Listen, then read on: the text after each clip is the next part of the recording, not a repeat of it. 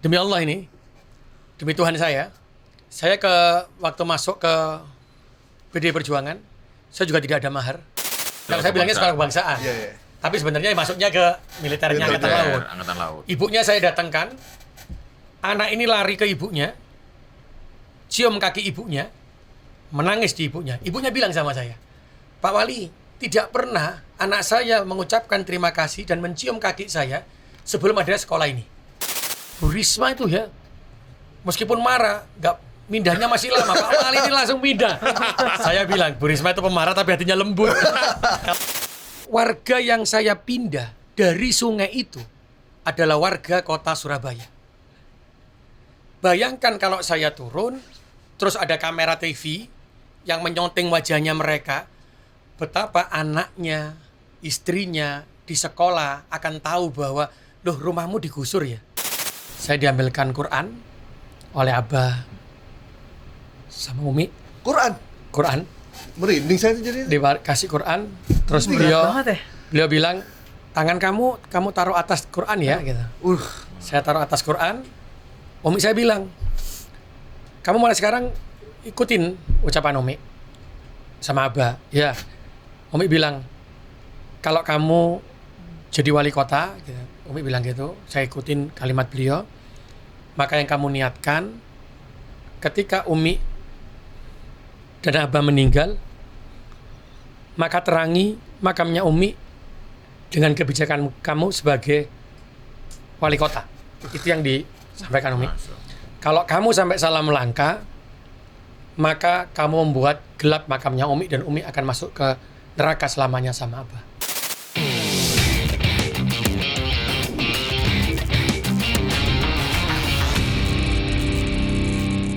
Kita jumpa lagi di Bikin Terang, kali ini episode kepala daerah yang saat ini banyak pingin tampil ya.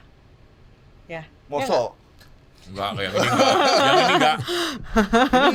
Masa tadi pas datang nih kepala daerah ini saya lihat nggak ada kameramen. Nggak ada ya? Nggak ada. Dari bawah nggak ada? Dari bawah nggak ada. Tadi soalnya kadang-kadang tuh saya sampai mikir, apakah tampil itu bagian dari KPI-nya kepala daerah? Apakah di Kemendagri itu masuk salah satu KPI kepala daerah tuh jumlah likes atau jumlah follower gitu? Mungkin bisa jadi. Makin sering tampil kan makin kelihatan keren dong. Iya. Nanti kan lama-lama anak jadi gubernur, terus jadi presiden. Jadi presiden 2029 kan? Ya siapa tahu. Kan ada contohnya itu. Siapa Mas? Contoh dulu. Siapa? Yang viral-viral. Oh iya. Yang masuk gorong-gorong. Pak Jokowi dong. Iya dong. Bukan gue yang ngomong. Bukan saya ngomong. Ada Pak Eri Cahyadi, Wali Kota Surabaya. Selamat datang di studio Bikin Terang. Selamat sore, selamat siang, selamat pagi, Pak. Karena tayangnya bisa kapan aja. Iya. Ternyata kalau kita lihat langsung wajahnya tuh baby face. Iya.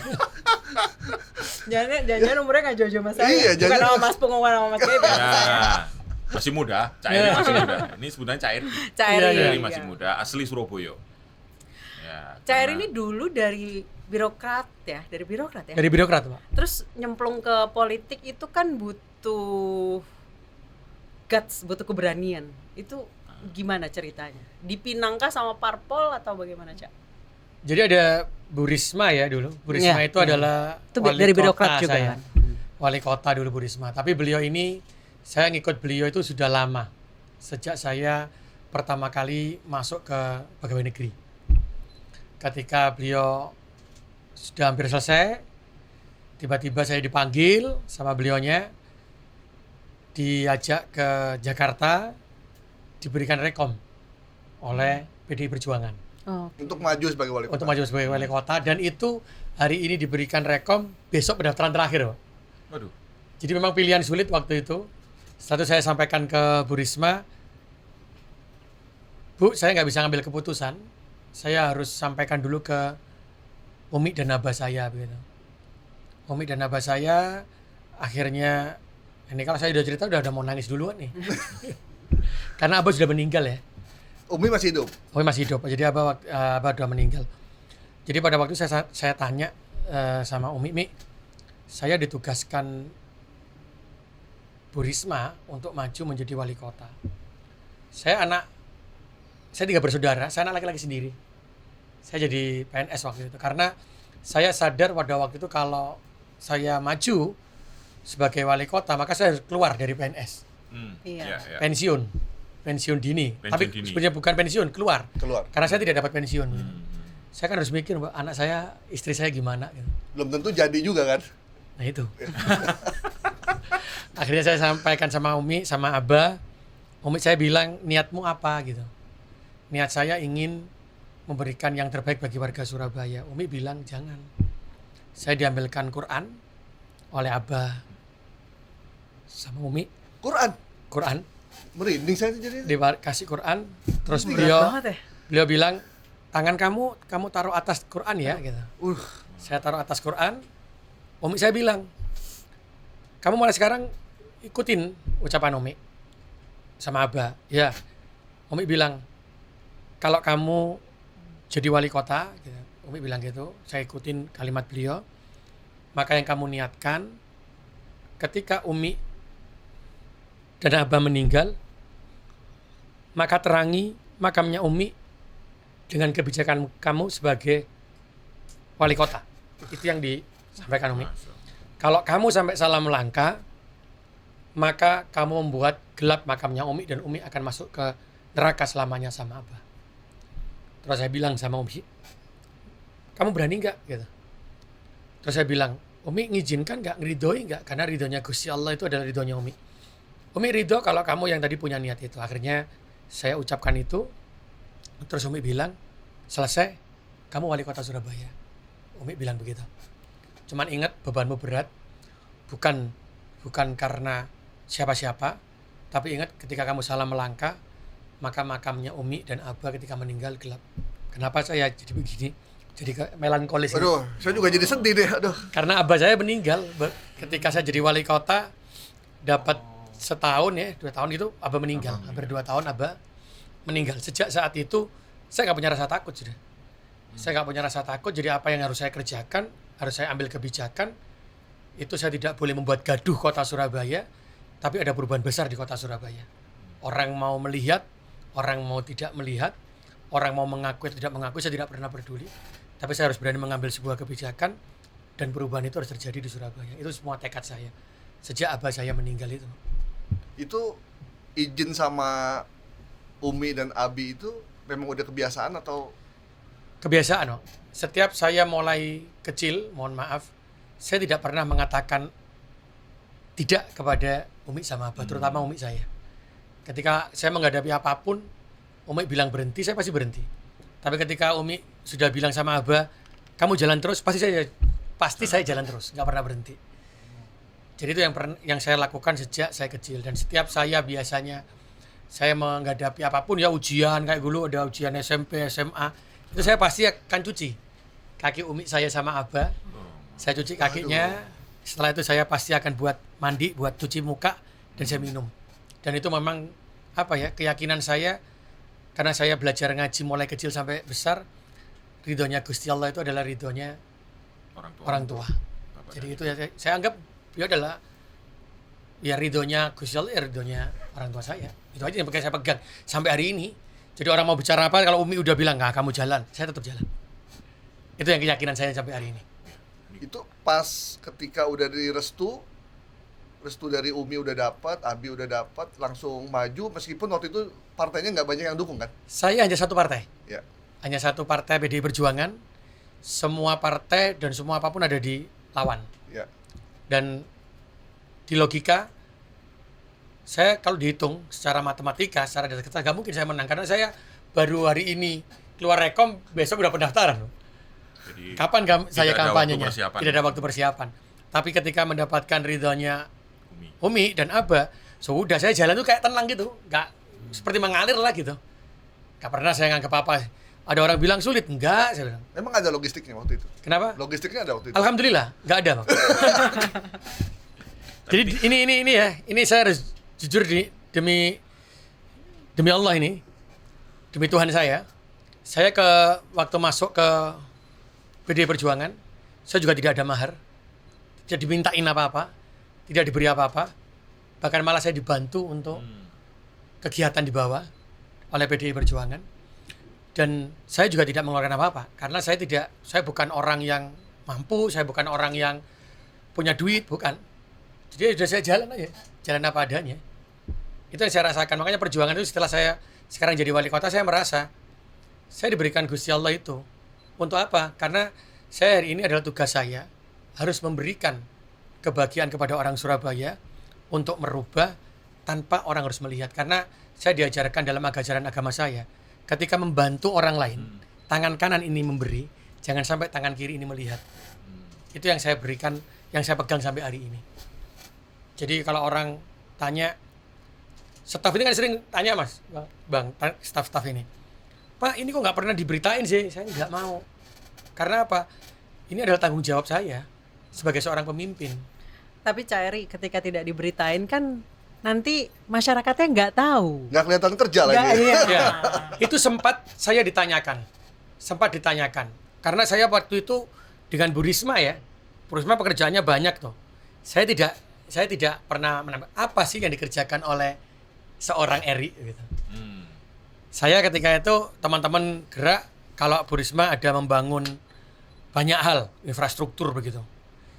Tetapi buat saya seorang pemimpin yang baik itu adalah pemimpin yang tidak pernah merubah untuk kepentingan pribadinya. Kalau saya cari popularitas saya bisa membangun yang lainnya. Tapi sebagai seorang pemimpin untuk kepentingan rakyat yang lebih besar, maka saya tidak boleh merubah apa yang sudah ditetapkan Bu Risma sehingga saya katakan sustainable, berkelanjutan. Tidak boleh saya ego, setelah itu saya untuk popularitas saya harus mengambil, enggak. Yang Bu Risma saya jalankan, setelah itu saya lakukan kegiatan yang lainnya. Dan alhamdulillah, dalam waktu 1 tahun 2021 ini saya ambil contoh, ketika Surabaya itu terkena pandemi COVID, saya tidak punya anggaran. Anggaran sudah digedok tahun 2020, saya di tahun 2021. Anggaran sudah. Setelah itu kena COVID, nggak ada apa-apa. Di situ saya teriak, orang Surabaya, ayo bangkit bersama. Tidak ada satupun dari kita yang terbaik. Tiba-tiba orang Surabaya itu bersatu. Semua anak mudanya itu bersatu. Ada anak orang kaya yang ngangkat oksigen, ada yang menjadi supir ambulan. Dan tiba-tiba itu banyak orang-orang datang memberikan bantuan. Dan ada tiba-tiba ada 5 orang, Pak. 3 orang. 3-4 lupa saya. Itu datang nggak bawa apa-apa. Setelah itu bantu bantuan COVID, dia bilang, Pak Wali, saya datang. Saya adalah orang yang tidak pernah membantu pemerintah kota. Tapi hari ini saya datang karena Pak Wali menyampaikan tidak bisa membangun kota sendiri seperti perjuangan kemerdekaan. Tidak mungkin negara itu bisa menang melawan tentara Belanda kalau tidak rakyatnya ikut. Pak Wali menyampaikan itu dan hati saya terketuk. Keluarkan cek. Ceknya 3 miliar. Satu orang itu. Ada yang 2 miliar, ada yang 3 miliar, ada yang 3,5 miliar. Di situ terketuk hati saya. Oh berarti orang Surabaya ini luar biasa. Disitulah saya langsung bergerak secara heksahelik. Berarti saya sampaikan kepada teman-teman, bukan waktunya kita kerja itu pamer apa yang kita kerjakan, tapi seorang pemimpin yang berhasil adalah pemimpin yang bisa menggerakkan semua elemen yang ada di kota itu. Sehingga kita bersatu, jadi satu. Akhirnya apa yang bisa kita turunkan COVID. Dan terbukti lagi, tahun 2021 namanya stunting, Pak, itu 28,5%. 2021, ya. Tahun 2022 turun menjadi 4,6%. Jauh Terendah sekali, se-Indonesia. Tahun 2023 turun menjadi 1,6% terendah se-Indonesia. Tapi tidak ada yang memberitakan. Nggak ada di YouTube itu kayaknya. Nggak ada. Karena saya bilang sama teman-teman. Nggak ada di TikTok. Ya, karena buat saya gini, sebagai seorang kepala daerah, saya bilang sama teman-teman, saya takut kalau memunculkan pekerjaan itu. Karena itu adalah tugas saya, kewajiban saya. Memang sebenarnya. udah tugasnya. Memang Ya? tugasnya. Tapi Cak Eri menyampaikan berita bagus itu harus. Itu yang bertentang. Saya sempat debat dengan anak buah saya. Jadi saya bilang, jangan. Nanti setelah semua terbukti, apa yang sudah kita lakukan, hasil ini bisa disampaikan. Tapi tidak ketika saya bekerja. Bayangkan ketika saya bekerja, saya tunjukkan, ternyata kemiskinan tidak turun, ternyata stunting tidak turun, Gini rasio tidak turun, pengangguran terbuka tidak turun. Berarti saya memberikan contoh yang buruk kepada warga Surabaya. Jarang-jarang nih orang kayak gini. nggak tergiur mau pamer gitu?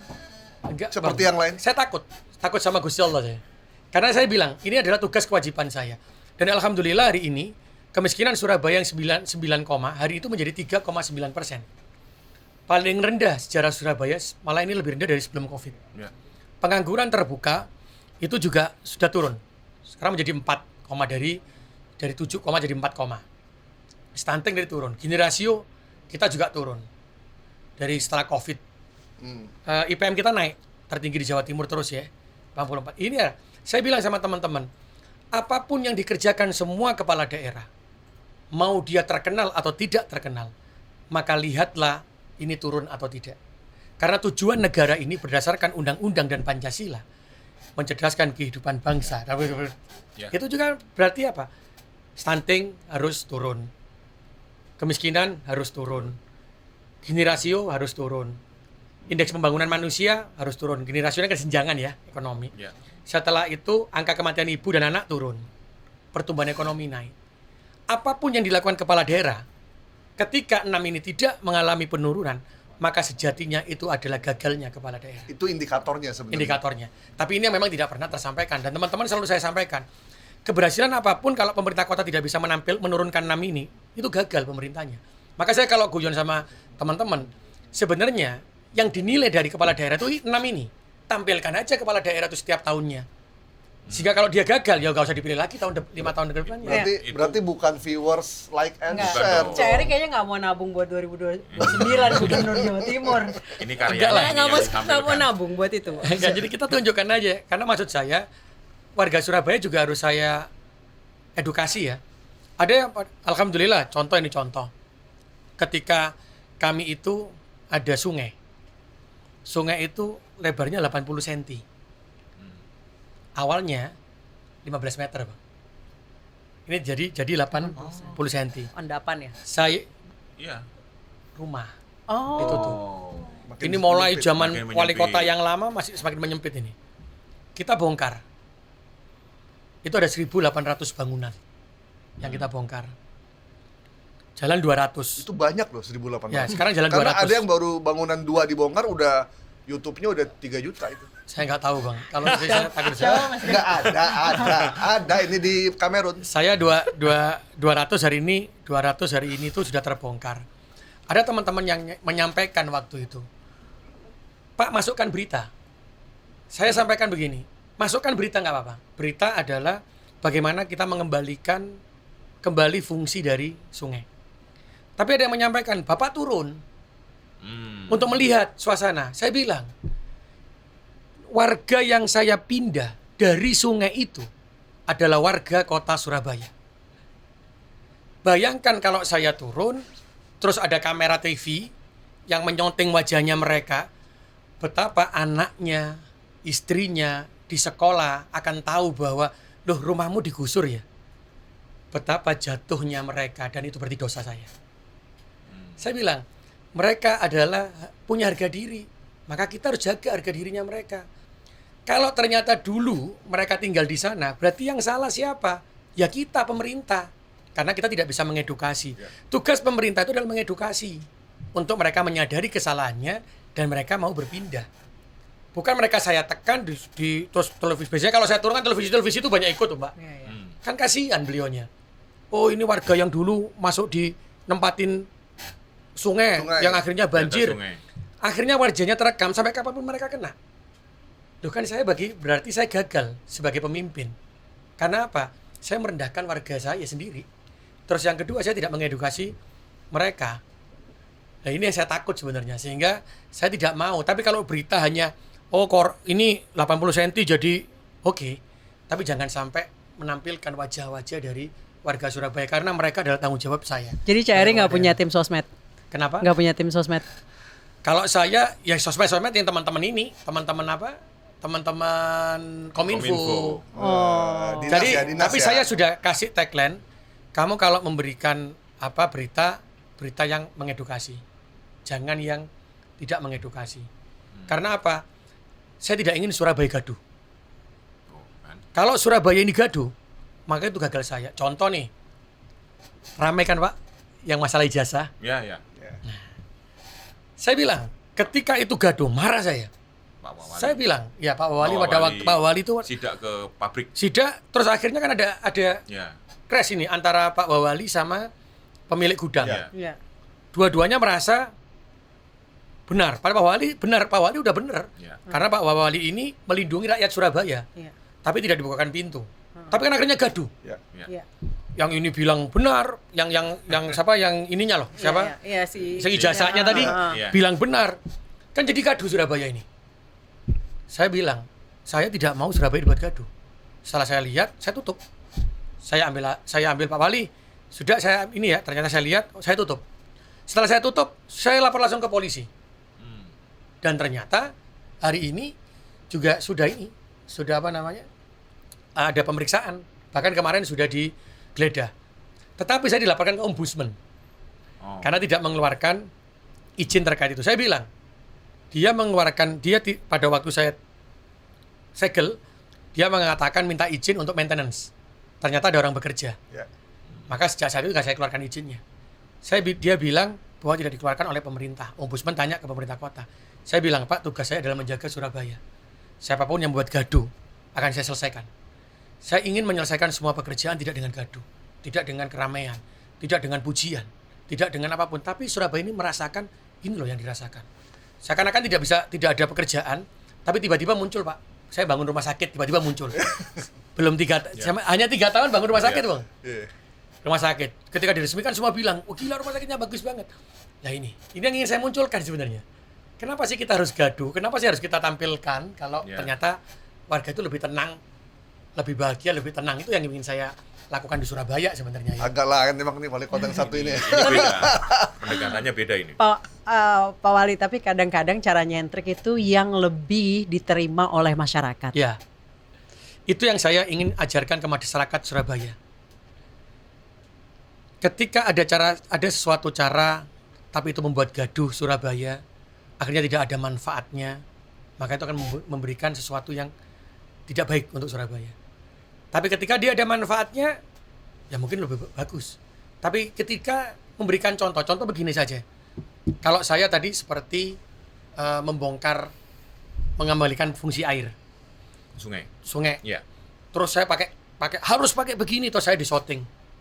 Berarti anak-anak saya melihat, oh kalau menyelesaikan masalah harus pakai marah, maksudnya pakai begini ya, harus marah ya. Berarti besok dia besar, maka dia punyakan sifat seperti itu. Keren. Tapi kalau dia ketika melihat, oh ternyata menyelesaikan masalah itu dengan kolbunya ya, dengan hatinya ya. Karena buat saya itu, saya diajarkan belajar ngaji itu kan lam yaskurin nas malam yaskurillah. Siapa manusia yang bisa berterima kasih kepada manusia yang lainnya, itu adalah tanda syukur kepada Gusti Allah, kepada Tuhannya. Berarti ketika rasa syukur itu kepada Gusti Allah, kepada Tuhannya, maka kita tuh berterima kasih kepada orang lain. Dengan cara apa? Menghormati, menghargai, menjaga perasaannya. Itu yang saya pegang sampai hari ini. Tapi ini menarik Pak Wali yang mendidik anak-anak muda ya. Karena anak muda kan sekarang ada di sosmed. Betul. Terus kemudian ketika melihat salah satu kepala daerah yang tiap hari ngonten gitu ya. Jadinya itu dianggap sebagai oh berarti menyelesaikan masalah itu dengan cara begitu. Jadi padahal kita ini khawatir juga ya. Kebijakan instan itu kan sangat bahaya juga. Sampai kapan dia akan menggunakan kebijakan instan? Iya. Misalnya seolah-olah kan dia datang kemudian masalah selesai gitu kan. Kalau Pak Wali kan kebalikannya. Karya dulu muncul kan? Iya kan? Yang saya khawatir itu ketika sudah rame tapi tidak selesai. Nah, Contoh ijazah itu, aja lah. makanya. Ketika ijazah rame terus nggak selesai. Loh, terus gimana? Nah, masalahnya? itu. Tapi yang sebenarnya saya ambil contoh itu adalah film. Contoh aja film. Ini sama ya. Mungkin mau lewat konten, mau lewat HP, apa lewat apa. Contoh film aja, Mas. Dulu waktu saya kecil, tidak ada pembulian. Ya. Bagaimana anak-anak kecil sekarang kok bisa bully, Pak? Ya. Karena dia lihat film. Ya. Film itu ada pembulian. Oh, ternyata jadi pemimpin itu harus membuli ya, sehingga harus jadi pemimpin di sekolah. Akhirnya adalah pembulian itu. Berarti siapa yang salah? Kita yang dewasa-dewasa ini yang salah. Karena memberikan contoh kepada anak-anak kita dengan model pembulian, dengan melalui film, dengan kekerasan, dengan yang model begitu. Dan ini yang ingin saya tunjukkan bahwa Kanjeng Nabi Muhammad SAW itu dengan kelembutan. Ya. Ketika memang tidak bisa, barulah beliau berperang. Tapi ingat, ketika beliau dari Madinah masuk ke Mekah, beliau tidak menggunakan perang. Ya. Beliau datang dari Madinah dengan pasukannya. Bahkan beliau bilang, jangan pernah menyakiti kaum Quraisy yang ada di Mekah ketika mereka tidak melakukan perlawanan dan tidak menyakiti kaum muslim. Nah, itu yang dicontohkan Nabi. Berarti kan ketenangan yang diberikan oleh beliaunya. Nah, kalau sekarang tiba-tiba saya tuh membuat gaduh Surabaya, loh saya nyontoh siapa gitu. Berarti Pak Eri nggak pernah terjun sungai ngebersihin sampah dong ya? Saya melakukan hal itu mengajak seluruh warga. Mengajak seluruh warga. Jadi sebelum saya turun, saya mengajak. Makanya di Surabaya itu ada Surabaya Bergerak, Bang. Surabaya Bergerak itu adalah semua kampung itu membangun, ikut kerja bakti, saya juga ikut turun. Bahkan pernah ada kampung itu yang banjir. Dia itu salurannya itu penuh. Dia banjir, dia minta tolong ke saya. Protes dia, saya datang. Saya bilangin, lihat salurannya ini nggak nyambung. Sudah kamu nikmati aja banjirmu. Saya bilang gitu. Loh, terus gimana Bapak nggak tanggung jawab? Kamu yang tanggung jawab merusak lingkungan. Silakan bangun kalau kamu siap. Saya nanti akan turun dengan pasukan. Akhirnya dia kerja, saya kerja. Setelah itu selesai. Dan itu yang saya lagi bangun di Surabaya. Masalahnya nggak ada di YouTube, makanya kita nggak lihat. Oh iya. Nah, jadi itu kita lakukan. Bahkan kita, saya kalau masuk sungai itu sudah kerjaan saya dari dulu. Bahkan dulu awal-awal itu yang kerja orang kampung cuma 10, yang lihat itu orang banyak. Tapi sekarang udah ikut semua. Tapi saya pada waktu itu bilang, udahlah, apa sih? Saya masuk, Bang. Dan saya lakukan itu. Ada atau tidak? Dengan kamera. atau tanpa kamera? Tidak ada. Tidak ada. Karena memang saya lakukan. Contoh juga, mohon maaf, saya dulu sempat masuk salah satu media. Salah satu media bahwa wali kota Surabaya ini menyelesaikan gangster dengan kekuatan. Karena waktu itu gangster di Surabaya tahun 2022 itu yang saya lakukan. Itu parah. Akhirnya saya pegang mic waktu malam apel, saya kumpulkan seluruh ormas, saya kumpulkan seluruh pemuda Surabaya, saya bilang, rumah kita diinjak. Tanah kita diinjak. Yang bisa menjaga Surabaya adalah kita. Kalau seperti ini ada warga Surabaya tidak aman, tidak nyaman keluar malam, maka waktunya kita bangkit. Turun semua warga itu. Wah, akhirnya nangkepin, Pak. Nangkepin anak-anak itu, ada yang pakai itu pegang-pegang. Akhirnya hukumannya apa gitu?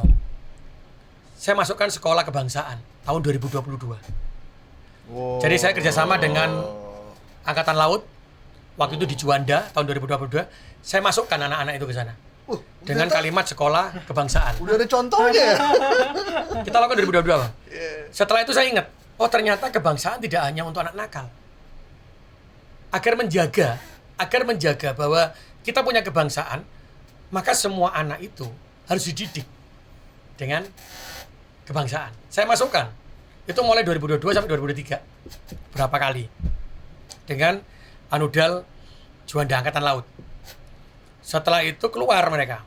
Memang beda. Nakal, Bang.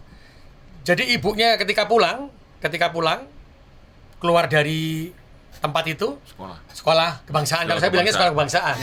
Tapi sebenarnya masuknya ke militernya Angkatan Laut. Ibunya saya datangkan. Anak ini lari ke ibunya. Cium kaki ibunya. Menangis di ibunya. Ibunya bilang sama saya, Pak Wali, tidak pernah anak saya mengucapkan terima kasih dan mencium kaki saya sebelum ada sekolah ini. Akhirnya cium. Nah, ini pengalaman saya ya. Berarti konsep itu sebenarnya sudah ada sejak lama. Udah. Cuman nggak ada di itu. Nggak ada di YouTube. Tapi kalau jika lihat berita mungkin ada di berita yang tahun-tahun yang dulu. Ada. Karena saya nggak, memang waktu itu teman-teman nggak lah, jangan, karena anak-anak ini juga anak-anak saya begitu. Ada. Sekolah kebangsaan. Sekolah kebangsaan. Jadi saya buat begitu. Tapi ada masalah lagi gitu. Ketika ini saya lakukan dengan kebangsaan, maka ternyata anak-anak ini kan hanya beberapa orang. Tapi kan anak-anak Surabaya itu banyak. Anak lainnya itu tetap ada geng motor, ada balap liar, ada tawuran, ini banyak. Jadi sekolah kebangsaan ini adalah bagian kecil sebenarnya. Sebagian kecil. Kenapa? Ternyata dari anak yang sekolah tadi itu, setelah 4 bulan, 5 bulan, ketangkap lagi, Pak. Saya tanya, kenapa kamu berubah? Karena dia ternyata di dalam kehidupan rumahnya, dia tidak menemukan perhatian, iya. kasih sayang. Sehingga dia bertemu lagi dengan komunitasnya ini untuk Kembali keluar. ke sana. Maka hari ini di Surabaya, setelah sekolah kebangsaan, kami buka asrama. Asrama ini adalah tempat untuk anak-anak ini. Saya minta izin ke orang tuanya. Dan yang kedua, kami punya sekolah orang tua hebat. Tuh. Yang orang tuanya saya masukkan sekolah, terus disampaikan cara mengajar anak. Cara mengajar anak. Terus jam 8 itu harus, jam 10 kalau anaknya pulang harus sudah dicari. Karena dalam KUHP pun juga ada, pembiaran anak juga pidana loh. Iya. Dan itu yang diajarkan, disampaikan oleh kepolisian. Karena apa? Ternyata anak itu akan menjadi berkah dan menjadi penurut ketika ada kasih sayang dari seorang ibu dan seorang ayah. Iya. Karena kalau wali kota atau pemimpin atau siapapun, Lemong Jawa ngomongnya apa? Nuturi, menasehati. Ya. Lebih tajaman kalimatnya seorang ibu. Tapi kalau ada yang bilang, oh wali kota itu lebih didengar oleh anaknya. Salah, Pak. Karena seorang anak ada di dalam kandungan seorang ibu selama 9 bulan. Maka kalimat seorang ibu pasti lebih mengenah kepada anaknya daripada saya yang wali kota. Dia lahir, dia terikat. Iya. Tidak mungkin seorang ibu tidak. Makanya saya pada waktu sekolah orang tua hebat saya selalu sampaikan, Bu, doa jenengan itu tidak pernah ditolak oleh Tuhan, pasti akan menembus langit karena salah satu doa yang mustajabah adalah doa seorang ibu.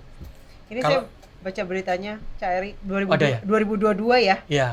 Sekolah orang 223, tua. 22 ada, 23 ada. Yang sekolah Anak. barak militer Ya. ala Ya. Surabaya. Jadi Surabaya. sebenarnya kalau ada yang nyontoh sekarang bagus-bagus aja ya. Dicontoh gitu kan. Kalau saya siapapun melakukan hal ini, Iya, kalau toh. yang terbaik, silakan. Iya kan. Tapi Iya. tidak stop sampai situ. Ternyata ya ada sekolah untuk orang tua juga ya, Ada. Cak ya. Hari ini ada sekolah orang tua, ada sekolah untuk orang tua. Kenapa stunting turun? Kami juga ada sekolah orang tua. Karena tidak mungkin stunting itu diturunkan kalau orang tua itu tidak diajarkan cara untuk merawat anaknya, menjaga makanannya. Tidak mungkin toh pemerintah itu hanya mensuplai makanan begini. Ya. Tapi kan kita harus mengedukasi. Itu yang kita lakukan.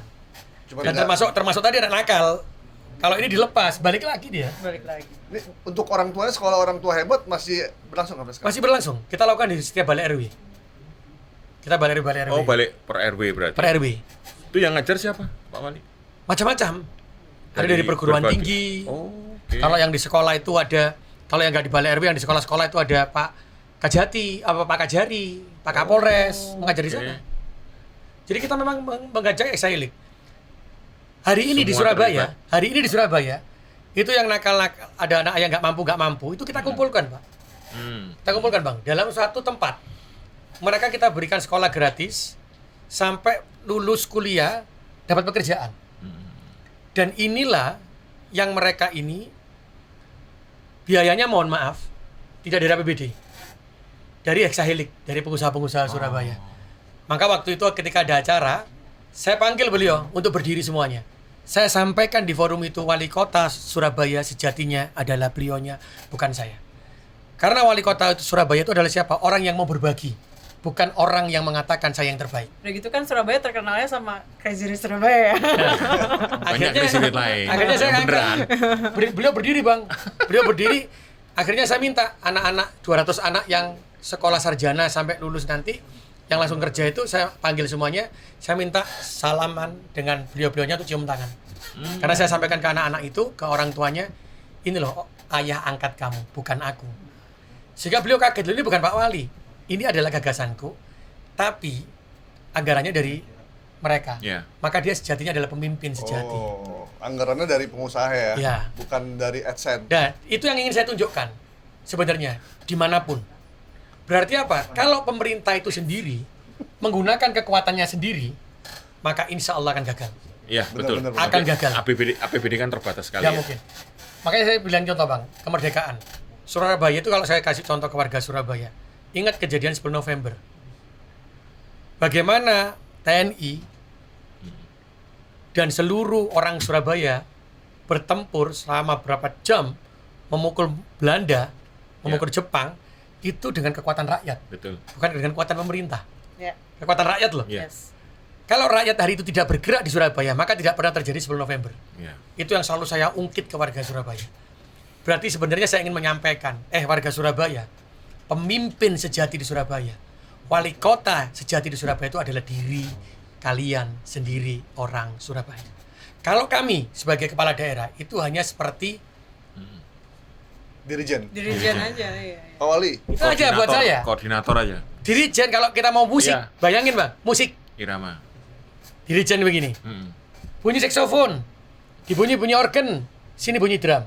Itulah tugas kami. Iya, iya. Jadi kalau ada yang ngomong, oh wali kotanya ini hebat, omong kosong. Bukan saya, tapi warga Surabaya yang hebat. Kalau bayangin, kalau kita gini, yang disuruh bunyi itu adalah saksofonnya, tapi yang bunyi drumnya, kacau ini suara. Berarti apa? Setiap manusia dilahirkan di muka bumi ini punya kelebihan. Setiap manusia di Surabaya punya kelebihan. Maka bagaimana tugas wali kota ini merangkul kelebihan itu, merangkum kelebihan itu menjadi satu sebuah musik yang indah. Jadi nggak bisa one man show ya? Oh nggak boleh, nggak bisa. Saya katakan di Surabaya akan gagal kalau one man show. Ya. Karena buat saya pemimpin itu ya begitu sebenarnya. Pak Wali, ini kan spot bagus, gagasan orisinil. Itu kalau dibikin video, dinaikin di YouTube, itu AdSense-nya luar biasa. Nggak mau tuh duit dipakai untuk bagi-bagi buat warga Surabaya gitu nggak? Saya nggak pernah berpikir begitu, Pak. Karena buat saya pekerjaan itu kan tanggung jawab ke Gusti Allah ya. Iya. Ke Tuhan ya. Bayangin kalau nanti saya itu gagal, nggak menjalankan itu, makam ibu saya sama abah saya gelap. Dosa dong saya. Nanya. Nanya, nggak ada maksud apa-apa. Kan siapa tahu ada keinginan gitu kan. Ya. Saya nggak ada keinginan terbersit sedikit pun untuk itu. Nggak tergiur ngelihat di medsos luar biasa nih, kayak kepengen juga nih kayak gini. Enggak. Karena buat saya gini. Mohon maaf. Media, medsos itu bisa membawa kita ke surga pertama kali, tapi bisa membawa kita ke neraka pertama kali. Oh, tuh.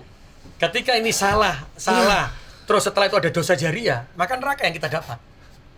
Contoh kalau saya menggunakan kekerasan, marah-marah umpamanya, terus ada anak yang akhirnya nyontoh saya, jadi marah, anak ini sampai tua begitu, maka saya punya dosa jariah. Tapi kalau yang dicontohkan baik, terus dia itu bisa berbuat baik terus, maka dia punya amal jariah. Ya, Nah ini yang harus saya pilah. Makanya saya bilang sama teman-teman, saya bukan malaikat. Kalau keselip lidah, saya salah, selesai saya. Keluarga saya hancur. Karena Tuhan marah sama saya. Itu yang saya pegang sampai hari ini, Pak. Saya pegang hari ini. Karena itu saya bilang sama teman-teman, tolong edukasi. Kamu boleh marah ketika tertekan, tapi jangan begitu. Dan kamu harus semakin dekat dengan masyarakat, jangan ditunjukkan power kamu. Selagi bisa rangkul. Dan jangan tampilkan wajah mereka. Contoh kalau ada Satpol PP, ada apa itu? Jangan disoting orangnya. Bagaimanapun mereka itu orang Surabaya. Mereka punya keluarga. Bayangkan anaknya kalau melihat dia malu. Itu jangan, ya bilang gitu. Saya marahi pasti teman-teman. Makanya tiba-tiba kalau di Surabaya ya, kok nggak ada giat tiba-tiba selesai. Ya karena saya berpegangan itu. Tapi kan gini Pak Wali, pada satu titik seorang pemimpin itu kan harus kadang-kadang harus marah juga ya. Oh ya. Karena kita nggak tahu juga masyarakat kita kan ada yang Betul. bandel, ada yang nurut, macam-macam kan. Ada Tapi kalau ngeyel. ayang ngeyel, apalagi Surabaya ya terkenal dengan gitunya. Tapi luar biasa bisa bersama begitu. Nah, Tapi ini saya gimana pada titik mana ini Pak Wali bisa marah nih? Saya nggak diem. Saya masih ingat di tahun 2022 loh, Pak. Ya. 2022 itu saya marah betul. Nah, Bahkan ini. sampai viral di mana-mana. Oke. Gara-gara saya marah di rumah sakit Suwandi. Ya, Saya marah betul ketika saya datang ada orang tua yang tiba-tiba saya tanya, Umi, saya kalau manggil orang tua kan masih Umi. Ya. Saya cium tangannya, saya tanya, Umi, kenapa? Aduh Pak Wali, saya capek. Saya datang mulai jam 7 sampai jam 11 saya belum dilayani. Loh Umi, kenapa? Saya di atas untuk foto. Wah, itu sudah mulai naik saya. Akhirnya saya ajak, Umi ikut saya yuk ke atas. Ada 2 orang tua yang saya tuntun sendiri, saya gandeng naik ke atas. Tanyalah saya ke petugas yang ada di tempat itu. Ini kenapa belum dilayani? Berkasnya masih di bawah, Pak.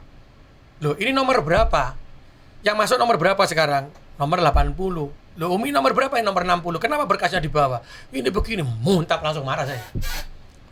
Saya marah betul waktu itu. Saya bilang, bayangkan kalau orang tuamu yang seperti ini. Itu viral udah kemana-mana.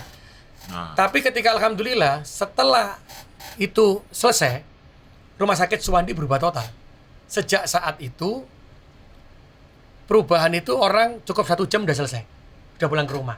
Ini saya buktikan ketika 3 bulan lagi saya ke sana, sampai hari ini saya ke sana, orang-orang kalau ketemu saya pasti meluk saya. Pak Wali terima kasih karena saya sekarang dulu datang pagi sampai asar, sekarang cukup 1 jam saya udah pulang dapat obat. Itu yang tersampaikan. Di situ pun saya bilang, ya Allah, kenapa ya saya harus marah ya? Saya harusnya bisa meredam marah ini. Rasul saja nggak pernah marah begitu. Berarti kalau saya marah kayak begitu dan menunjukkan harus begini, saya nyontoh siapa ya? Karena kan diajarkan Nabi Muhammad, Abu Bakar, Umar bin Khattab, Utsman bin Affan, Ali bin Abi Thalib itu mengajarkannya dengan keteguhan disiplin dia. Dia tidak marah tapi tegas. Ternyata saya masih lepas dari yang saya selalu bayangkan. Saya masih bisa marah. Akhirnya viral. Ketika marah saya itu viral, saya sedih. Ya Allah, kenapa saya bisa jadi begini ya? Saya harus nyontoh siapa ya? Bayangkan kalau orang itu melihat saya marah di Suwandi, setelah itu anak-anak mencontoh, oh ternyata dengan marah itu bisa merubah. Maka anak-anak saya dan terutama anak saya dan anak-anak kecil lainnya, oh saya tak niru wali kota saja. Untuk merubah sesuatu saya harus marah. Hancur kota Surabaya ini. Ini yang saya pegang. Akhirnya sebisa mungkin saya selalu tidak marah tapi dengan ketegasan-ketegasan. Tapi akan lepas kalau sudah seperti yang ke Suwandi, saya lepas marah. Terus kemarin terkait BPJS, saya juga sempat marah karena tapi marah saya sudah mulai tertekan, maksudnya sudah mulai saya tahan tidak, kayak gitu enggak, saya tahan, tapi saya bilang nggak bisa loh ini, tapi teman-teman pemerintah kota, mohon maaf, marahnya sudah tahu saya, mereka sudah tahu kalau saya marah, karena saya itu punya kontrak kinerja, kontrak kinerja dengan seluruh kepala dinas di kota Surabaya, jadi saya tidak mau lagi mereka ini kerja di Surabaya tidak ada outputnya. Saya sebenarnya meniru swasta. Setiap swasta ada output sama outcome. Yeah. Akhirnya saya bilang, kalau dinas sosial, maka tidak ada kemiskinan. Kemiskinan awalnya 5 harus jadi 2. Tertulis. Kalau dia tidak terpenuhi, maka dia harus mengundurkan diri atau saya ganti. Dan ketika saya menjadi wali kota pertama kali, saya mengganti orang 16 kepala dinas, saya turunkan dari jabatannya. Bukan karena saya suka dan tidak suka, tapi karena output outcome-nya tidak terpenuhi. 16. Dan hari ini teman-teman akhirnya daripada dicopot Pak Wali, akhirnya kerja. Dan makanya akhirnya pada yang bilang gini. Gak ada pilihan lain. Bilang gini, Bu Risma itu ya, meskipun marah, mindahnya masih lama. Pak Wali ini langsung pindah. Saya bilang, Bu Risma itu pemarah tapi hatinya lembut. Kalau saya seperti ini ya sudah selesai karena saya tidak akan pernah lepas dari ini. Gitu. Dan ternyata itu lebih efektif. Yang kenapa yang saya pikirkan begitu? Karena saya itu hanya wali kota. Wali kota itu hanya 10 tahun maksimal. Kalau yang populer, yang maksudnya yang saya itu semua harus tampil saya, akhirnya semua terfokus ke saya, maka saya gagal. Saya tidak bisa menciptakan sumber daya manusia di bawah yang mereka akan menjadi pemimpin setelah saya lepas. Maka sejatinya, mohon maaf, ketika saya jadi wali kota, orang yang paling berjasa membangun kota Surabaya itu adalah birokrasi. Karena saya cuma 10 tahun. Keren. Betul. Birokrasi ini 60 tahun pensiunnya. Bayangkan kalau birokrasi ini tidak pernah berubah, tapi semua pergerakan mereka itu hanya tergantung dari saya karena takut, tapi mereka tidak bisa berinovasi. Ketika saya selesai, maka dia akan kembali seperti zaman hutan belantara. Tapi kalau mereka sudah saya buatkan sistem, mereka berjalan, siapapun wali kotanya, maka ini akan tetap akan menjadi jadi sistemnya yang dibangun ya, Cak? Sistem yang saya bangun. Jadi 16 loh ya. Bukan hanya 2, terus keluar-keluar. Saya udah 16 orang. Itu waktu marahin kepala dinas itu nggak divideoin? Enggak. Karena saya langsung. Gimana cara ngomongnya? Ya saya sampaikan, ini output kamu nggak terpenuhi. Ini gimana toh? Jadi one on one aja ya? One on one. Karena gini bang, saya nggak mau ya. Saya memarahi kepala dinas saja, nggak mau di depannya kepala dinas lainnya. Oke, dijaga tetap. Setiap manusia punya perasaan malu. Ya. Setiap manusia punya perasaan harga diri.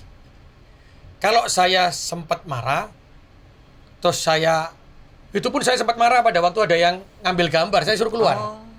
Karena apa? Bayangin kalau saya marah sama kepala dinas saya, terus orang lain melihat, anaknya melihat, istrinya melihat, sakit hati nggak? Betul. Sakit hati. Yeah. Ketika sakit hati, dia akhirnya tidak pernah berubah, malah hatinya ada dendam. Yeah. Ketika ada dendam, maka mengerjakan sesuatu tidak dengan ikhlas, tapi karena terpaksa. Karena orang kalau karena terpaksa, maka di titik tertentu, maka dia akan kembali lagi. Yang saya inginkan adalah dia bekerjanya dengan ikhlas. Sehingga ketika saya tidak menjadi wali kota lagi, mereka tetap akan konsisten untuk menjalankan itu. Itu yang lagi saya bangun di Jadi Surabaya. jangan marahin kepala dinas di depan juga warga dan netizen. Karena di Terbuka. Nigeria ada yang kayak gitu. Oh, Kepala Di daerahnya Kamerun, Nigeria, mana lagi? Sengaja Negara ya? mana lagi, Sengaja negara dibuat mana? sengaja begitu. dipertontonkan. Cak Eri, ada beberapa yang viral-viral itu kan akhirnya memunculkan realitas sosial yang terjadi yang selama ini cuma jadi bahan obrolan warung kopi ataupun ibu-ibu di gerobak sayur. Iya.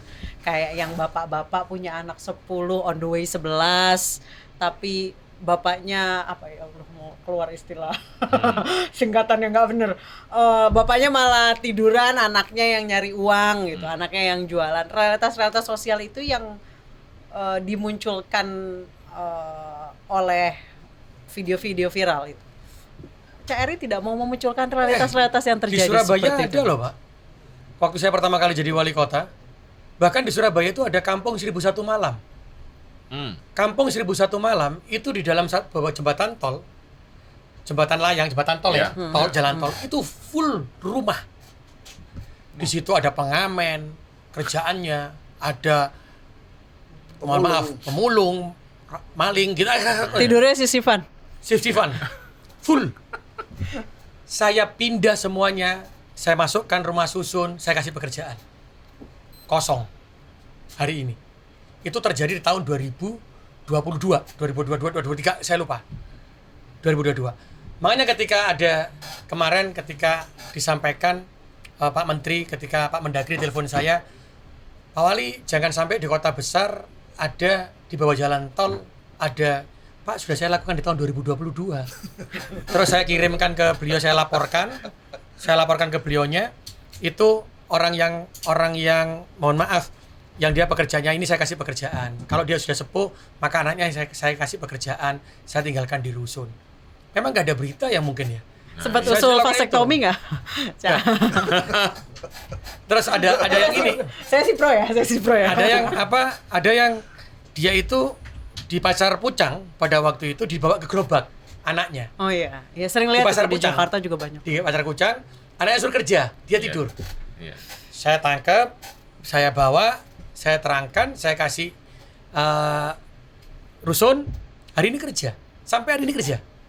Dan dia bisa membiayai anaknya menjadi tukang sapu di kota Surabaya. Jadi di kota Surabaya itu mohon maaf, kami itu membuka lapangan pekerjaan. Kami tidak memberikan bantuan, tapi kami mengedukasi untuk mereka bisa berubah.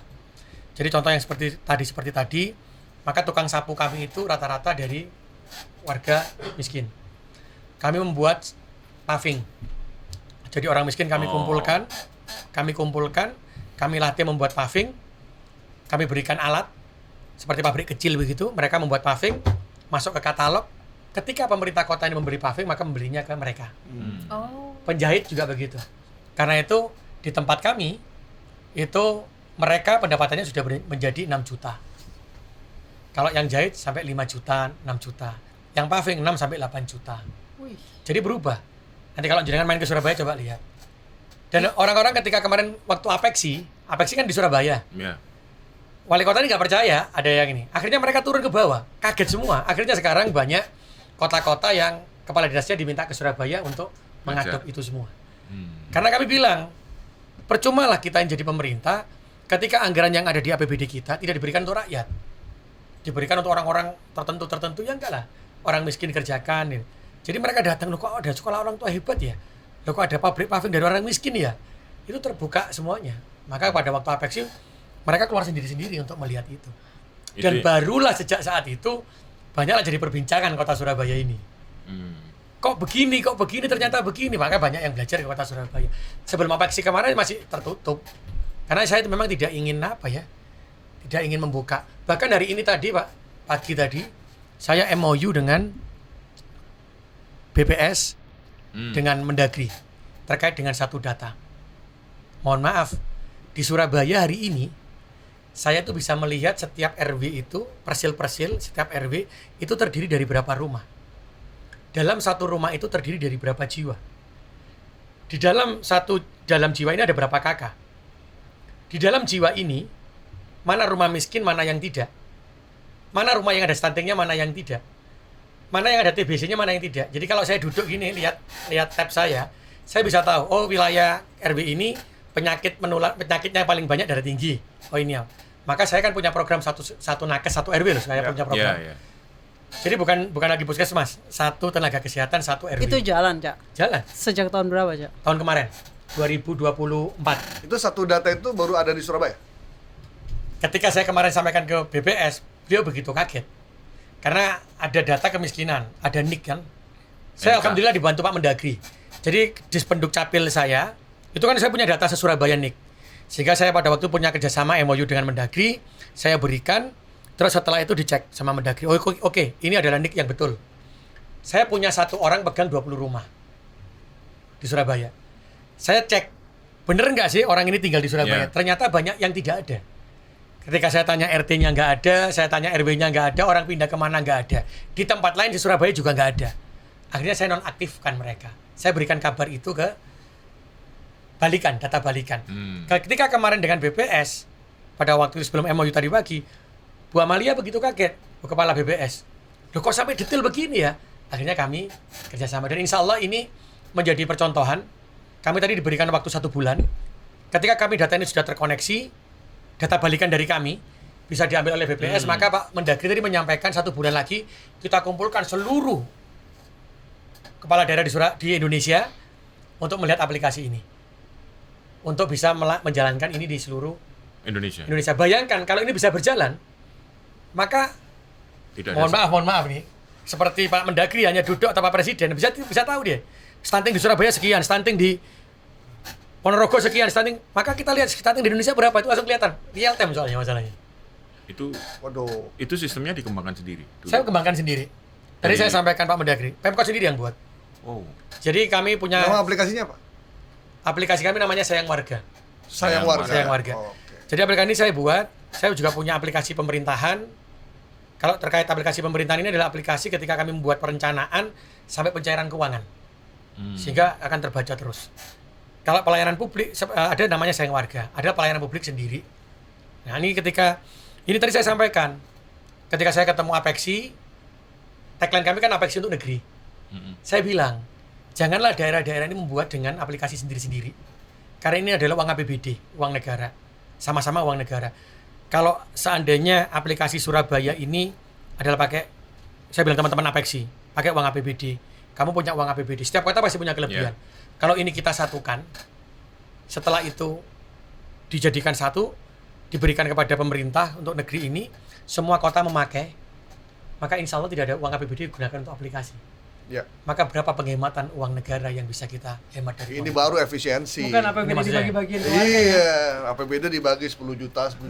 Berarti nggak ada lagi yang nggak ada lagi yang salah ngasih bansos tuh. Iya. Salah tempatnya yang tadi disampaikan beliaunya dengan data NIK tadi, maka kan kelihatan kan orang ini mohon maaf bener-bener meninggal atau tidak. Ya kan biasanya kalau ada yang meninggal tidak ada laporan.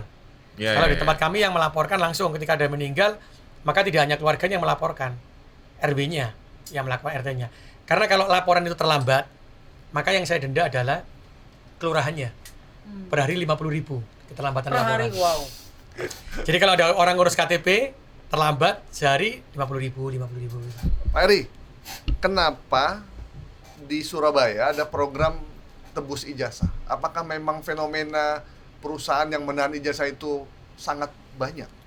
Tebus ijazah yang di tempat saya itu adalah tempat ijazah untuk anak-anak yang memang ada di sekolah SMA, yang mereka bekerja tidak mendapatkan ijazah. Sehingga saya waktu itu koordinasi dengan Bu Gubernur. Bagaimana dengan ijazah anak Surabaya? Ternyata banyak. Ijazahnya itu banyak.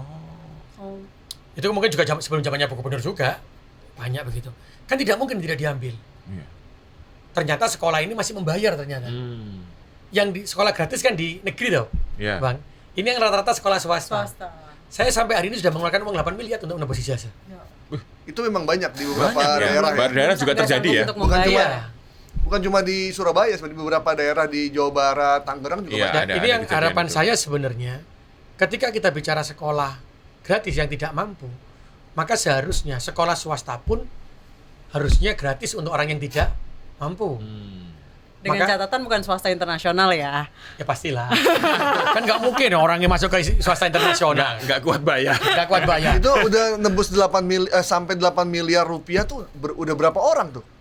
Ribuan bang, ribuan. Oh, banyak. Jadi saya baru ketika saya jadi wali kota ya, sejak COVID selesai lah, Iya. sejak tahun 2022 itu, saya kan baru tahu loh ijazah kok banyak ditahan. Maka saat ini saya punya kebijakan yang untuk orang yang tidak mampu, maka untuk SMA-nya sekolah swasta harus gratis, saya yang bayar. Jadi nanti saya pasti akan panggil, saya akan koordinasi dengan Bu Gubernur, yang tidak mampu bayar berapa sih, umpamanya 500.000, maka kita anggarkan untuk orang yang tidak mampu.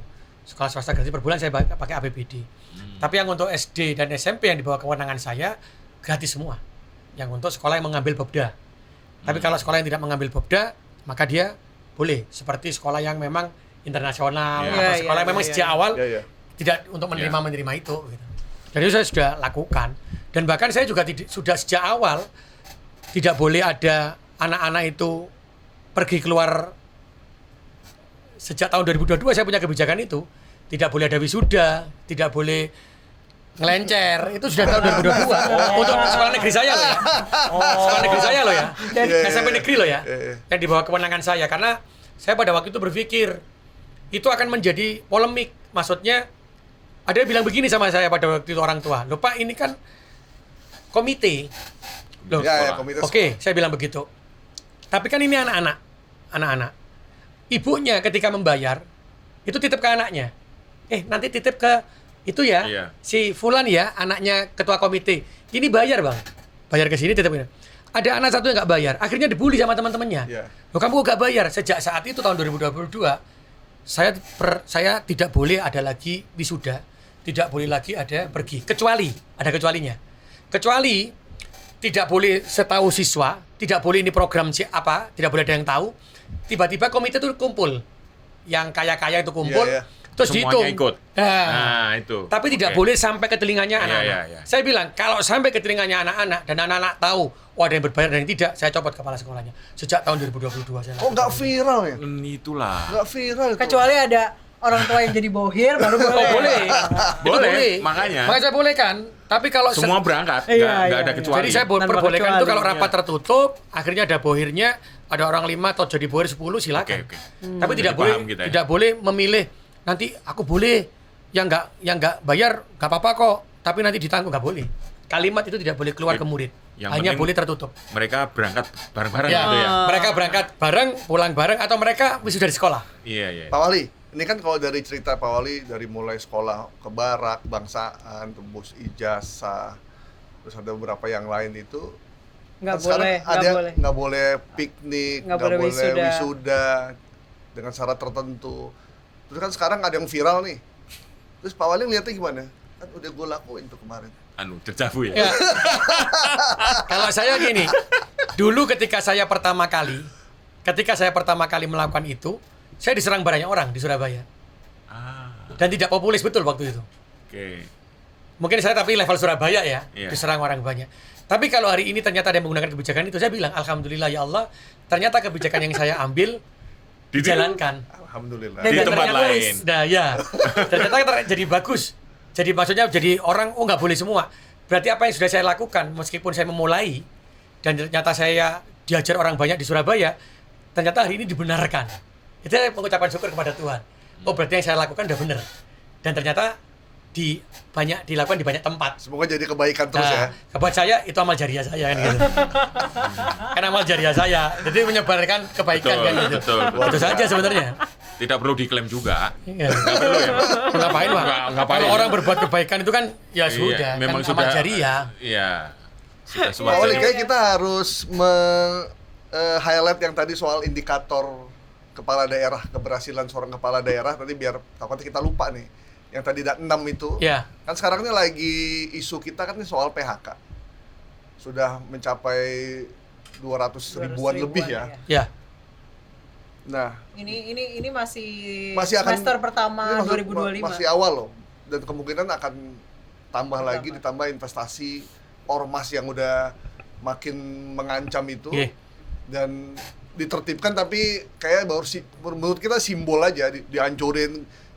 Dari sekian ribu paling satu yang dihancurin. Setelah itu kita takut akan cuma sekedar masyarakat seneng aja. Yeah. Nah, bagaimana di Surabaya mengelola investasi PHK supaya tidak makin bertambah?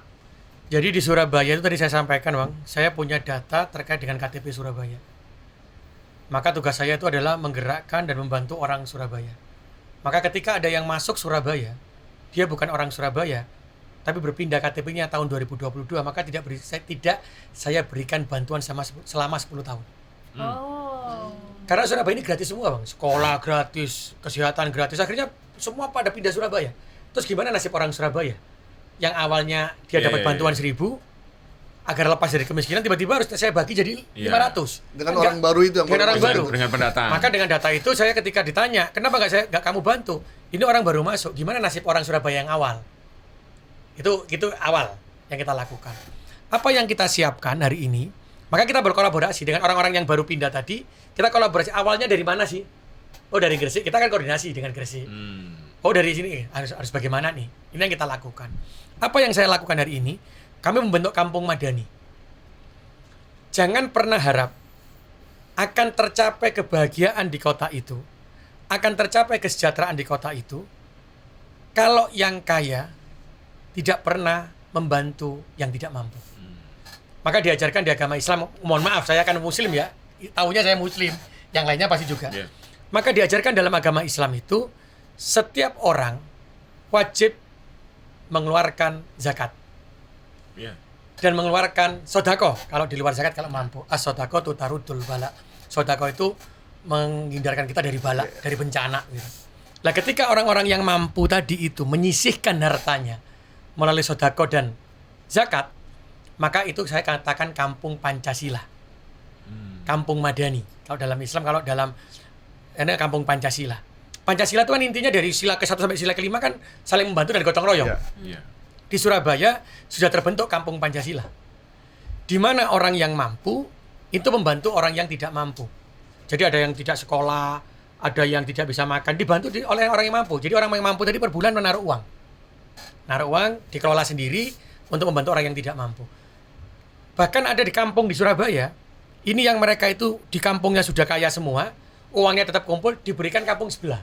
Oh, iya. Ini yang kami gerakkan. Jadi buat saya, keberhasilan pemerintah itu, keberhasilan kepala daerah seperti saya wali kota, itu adalah ketika bisa menyadarkan dan mengedukasi ini. Salah satunya adalah, saya hari ini bergerak, maka orang miskin yang ada di kampung itu saya kumpulkan. Saya akan membuka sebuah toko kebutuhan pokok. Dan saya bilang ke orang kampung-kampung sana, kamu jangan beli di tempat lainnya. Belilah kamu di orang yang ini. Toko sebelah. Kenapa? Ketika kamu meninggal, maka yang menyiapkan keranda kamu menuju ke tempat pemakaman adalah tetangga kamu. Kalau kok bisa ada tetangga yang miskin, kita akan lewati. Itu yang kita gerakkan. Dan alhamdulillah berjalan sekarang. Dan ini yang ingin saya bentuk sampai akhir tahun. Dan saya ingin mengatakan lagi bahwa kekuatan Surabaya itu bukan wali kota. Kekuatan Surabaya itu adalah rakyat Surabaya. Arek-arek Surabaya. Ketika ini bergerak, maka orang mampu di Surabaya, ketika ada perputaran 500 T di Surabaya, ketika perputaran uang di Surabaya ini, dari seluruh, karena Surabaya ini Indonesia Timur, itu ketika kita bisa manfaatkan, maka secara otomatis akan mendapatkan dampak di Surabaya. Yang terjadi biasanya adalah, mohon maaf, ketika ada hotel, ada apartemen, bisa nggak mereka ini menghasilkan dampak positif kepada warganya? Maka di Surabaya, saya meminta, ketika ada yang namanya rumah makan, maka saya tanya, kamu butuh sayur apa saja? Hargamu dapat berapa? Karena pemerintah ini wajib tahu neraca komoditi yang dibutuhkan di daerahnya masing-masing. Saya kunci, saya tanya, dapatnya harga berapa? Nah, saya buat kelompok di Surabaya. Orang miskin, orang yang tidak mampu tadi, saya minta kamu ambil di sini. Kamu ambil di sini, harganya sama seperti kamu ambil. Maka tugas saya adalah membantu ini. Kalau mereka tidak mau, saya cabut izinnya. Tapi juga tidak viral juga lah, jangan sampai diramaikan begitu. Karena buat saya itu yang harus saya lakukan. Sehingga inilah yang namanya tidak kapitalis. Sehingga yang mampu membantu yang lemah, dan itu diajarkan dalam agama apapun yang ada di Indonesia. Dan kita harus mengingatkan itu kembali. Jadi Super eri emang gitu ya. Ini konsep zakat itu ya. Kenapa harus Konsep viral zakat. ketika Konsep zakat. kenapa harus viral ketika mengerjakan pekerjaan yang Iya. kita dibayar untuk itu gitu. Iya, iya. Mungkin ya. Karena satu itu Mbak, yang kedua, ketika ini akan viral, itu akan membuat gaduh. Ada yang merasa, oh saya kok disuruh mengeluarkan uang, ada yang tidak. Bahkan yang pertama kali ketika saya menyampaikan ini, wah fitnahnya besar Bang. Disampaikan wali kota Surabaya meminta iuran, memaksa warga 200.000 begitu. Padahal waktu saya menyampaikan, seandainya saya wali kota Surabaya dan seluruh anggota DPRD ini bisa mengeluarkan uang 200.000 per bulan, akan menjadi contoh oleh rakyat Surabaya yang mampu, maka akan sejahtera warga Surabaya. Tapi keluarnya berita wali kota minta iuran. Nah, itu loh kalau jeleknya medsos, jeleknya. Sehingga akhirnya gaduh. Dipotong-potong. Makanya akhirnya saya bilang, kalau gaduh, maka tidak akan pernah tercipta kesejahteraan dan kebahagiaan. Karena gaduh, ada yang apa ya istilahnya mendukung, ada yang tidak. Pro Akhirnya kontra. tidak jadi. Pro kontra, akhirnya polemik. tidak terjadi akhirnya. Iya. Tujuan kita yang apa? Tujuan aslinya malah. Tujuan aslinya nggak ke. Iya. Jadi- Ke distrak. Cuma rame di medsos Rame, aja ya. akhirnya pro kontra. Itu yang saya nggak mau gitu. Tapi Berarti- dengan proyek Madani ini yakin Pak Wali Kota bahwa gelombang-gelombang kesulitan ekonomi itu akan Selesai. teratasi. Selesai. Termasuk dicerminkan dengan Gini rasio tadi ya Pak. Apa ketika saya disampaikan keberhasilannya Iya. apa? Stunting dari 28,5 menjadi Oke. 1,6. Iya. Gini rasio turun menjadi 0,3, Dari sebelumnya berapa Pak? 0,4. Oke. Terus kemiskinan dari 7, sekian itu menjadi 3,9. Pengangguran terbuka dari 9, sekian jadi 4, indeks pembangunan manusia kita naik menjadi 84. Pertumbuhan ekonomi kita sempat menyentuh 6. Oh, melebihi nasional. Pertumbuhan ekonomi kita selalu di atas Melebihi nasional di Jawa Timur. Di Jawa Selalu. Timur. Kita hari ini 5,75. 5. 575 ya. Tapi kemarin sempat 6. Nah ini berarti apa?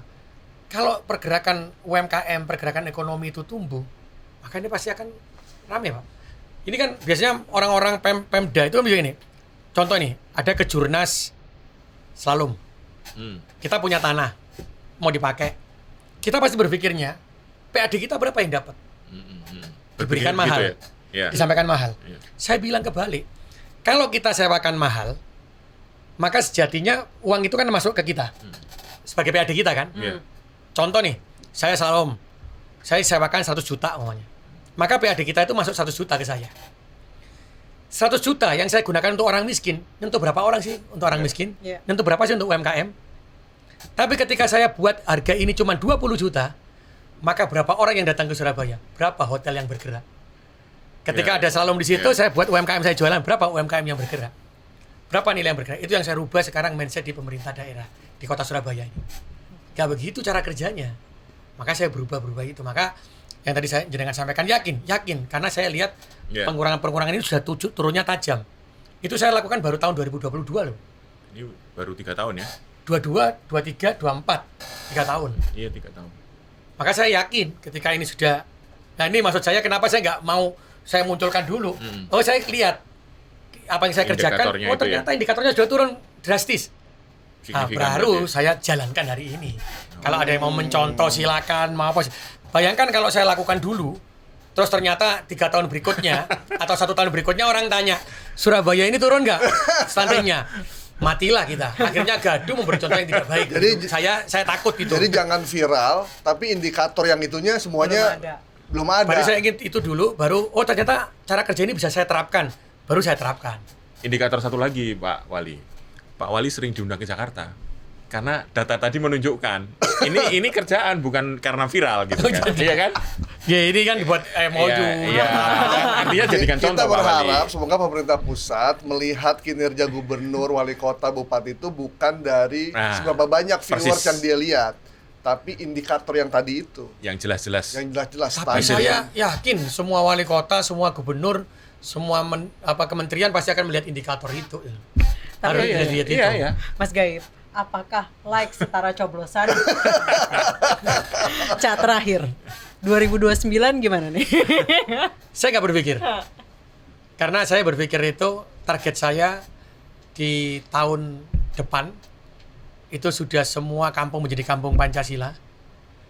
Dan kita sudah kemiskinan, karena Turun. target saya itu kemiskinan harus di bawah angka 2.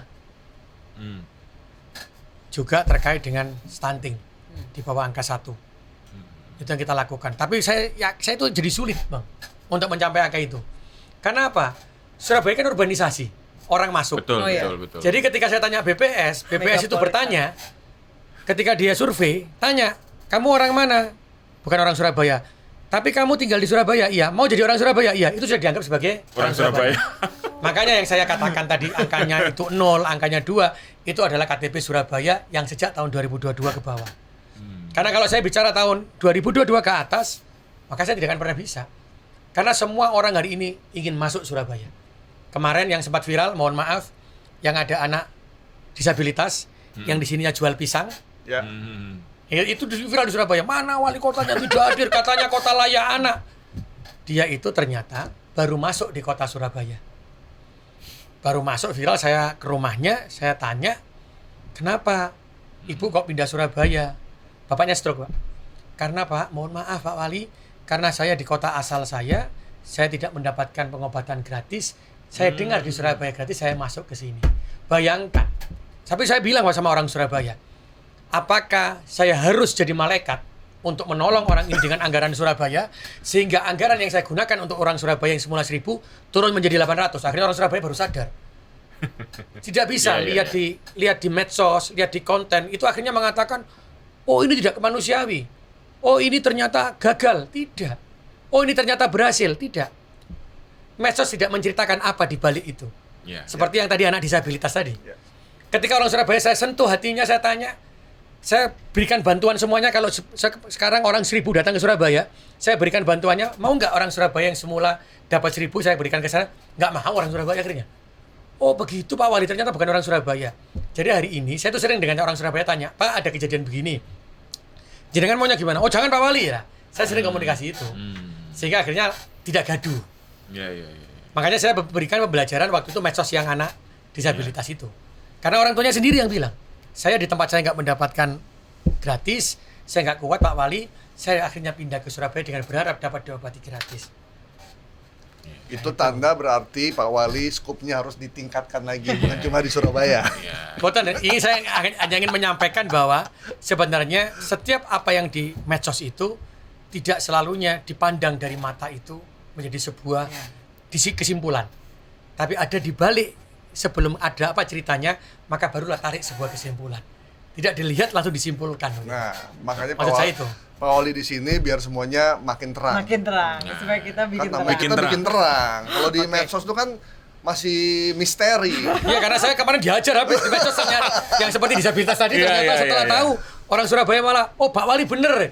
Itu pengalaman saya ya. Oh ternyata tadi saya bilang medsos ini bisa memfitnah orang masuk neraka pertama kali, bisa menjadikan masuk surga pertama kali. Jadi tergantung pengguna medsosnya saja. Tapi semakin maju Surabaya, resiko untuk orang luar Surabaya datang kan makin banyak Pak Wali. Alhamdulillah ketika saya sudah punya satu data ini, maka ketika itu ada yang masuk, maka kan saya bisa rekap. Ini baru masuk Surabaya, asalnya mana, saya akan sampaikan ke gubernur. Untuk bagaimana koordinasinya ini. Gimana ngatasi pendatang ya, karena ini kami tidak mungkin mengatasi sendiri ini. Betul. Saya hari ini, Mas, mohon maaf, kami sudah kerjasama dengan daerah Blitar. Saya punya neraca komoditi. Berapa sih kebutuhan telur saya? Satu Surabaya dalam waktu 1 tahun. Berapa sih saya butuh beras? Maka saya kerjasama dengan Blitar. Kerjasama dengan Blitar itu MOU, maka saya ambil telur kamu sekian ton setiap bulan. Ada sanksinya kalau saya nggak mengambil telur itu. Sanksinya apa?